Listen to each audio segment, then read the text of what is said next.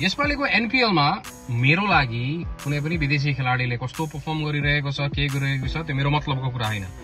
त्यो मतलबको कुरा हो त्यो क्लबका ओनर्सहरु किनभने they paid them well to come and perform well and lift the trophy मेरो लागि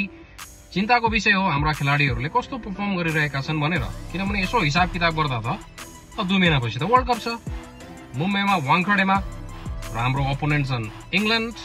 इटली बंगलादेश र वेस्ट इन्डिज हामी केही न केही गर्न सक्छौं है र त्यसको लागि मैले यसो हाम्रा खेलाडीहरुको परफर्मेन्स कस्तो गरिरहेका छन् यसो मैले एउटा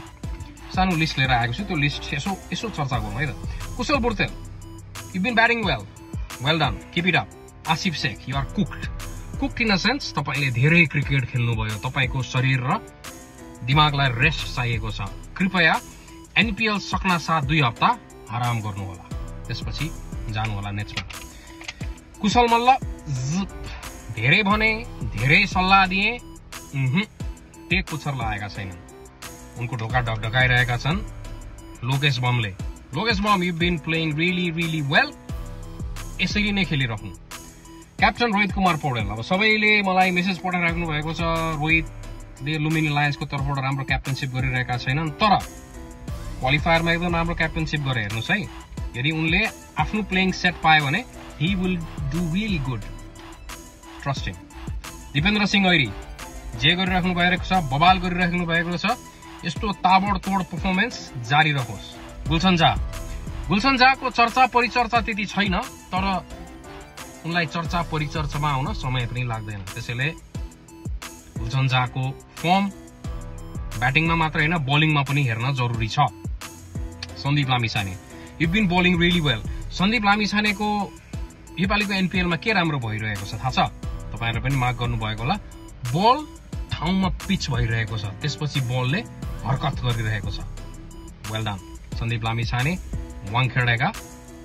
एउटा विशेष बलर हुन सक्छन् अर्का खेलाडी बशीर अहमद एउटा लेफ्ट ह्यान्ड ब्याट्सम्यान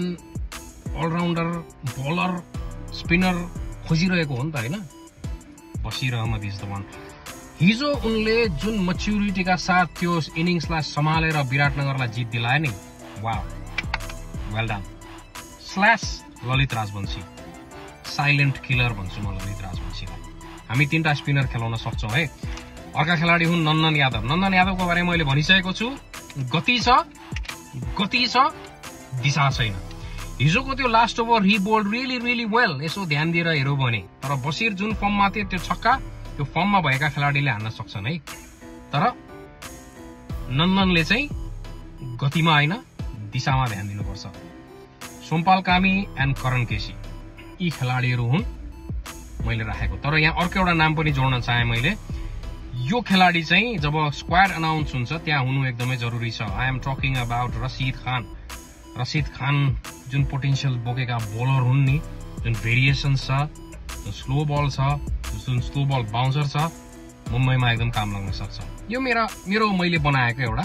लिस्ट हो तपाईहरुसँग पनि कुनै लिस्ट छ भने प्लिज तल मेसेजमा राख्नु होला लेट्स डिस्कस यो हामीले नेपाली क्रिकेटको लागि यसो गरिरहेको हो आफ्नो प्लेइङ 11 पनि बनाऊ को खेलाडी पर्न सक्छन् त्यस विषयमा चर्चा परिचर्चा गरौँ न हैन